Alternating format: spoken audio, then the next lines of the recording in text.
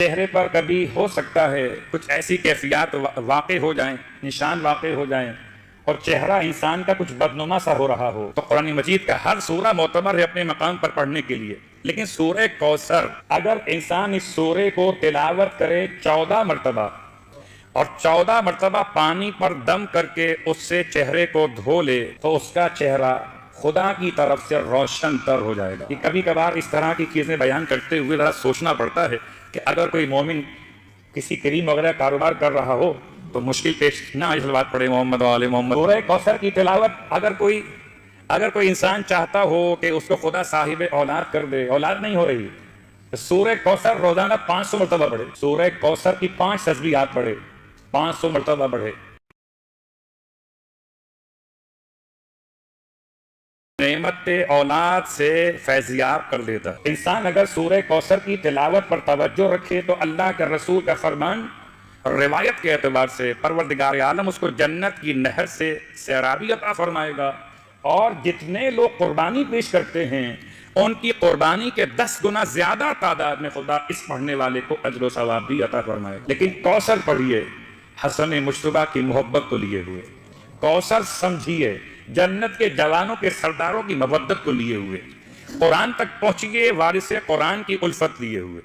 ورنہ تو کوثر صرف کوثر ہے۔ یہ کوثر خیر کثیر ہو جائے اگر حسن کا دامن انسان کے ہاتھ میں آئے۔ خدا نے کیا تعبیر دی ہے کوثر کی کہ جناب سیدہ فاطمہ الزہرا سلام اللہ، اتنی بڑی خوشی، شہزادی کونین کے آنگن میں آپ کے آغوش میں آنے والے شہزادے کا عنوان، اور اس میں کوئی شک نہیں کہ آپ نے ہزارہا مرتبہ سنا کہ نام کیسے رکھا گیا، کیا ترجمہ کیا گیا، کیا شبر و شبیر کی بات،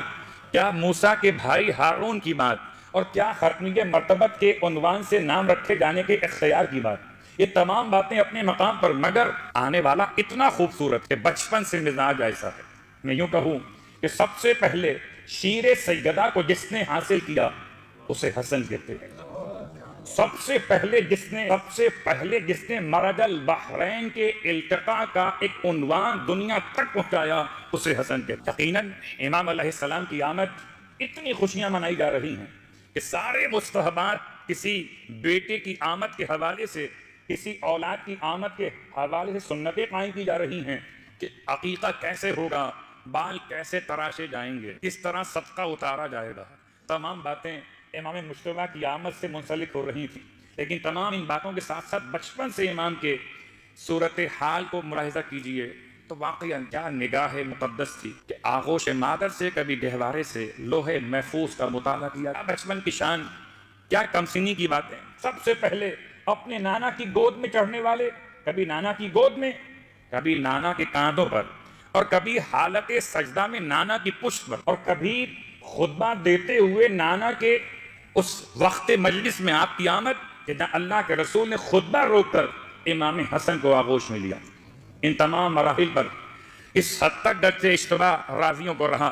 کہ وہ خیال کرتے رہے کہ حسن کہیں کہ حسین کہیں، حسین کہیں کہ حسن کہیں۔ بہت سارے معاملات مولا حسین کے مولا حسن کے ساتھ مشتبہ ہو گئے، اور بہت سارے واقعات، اس میں کوئی شک نہیں کہ ریحانتائے رسول خدا ہیں، دونوں اللہ کے رسول کے ریحانہ ہیں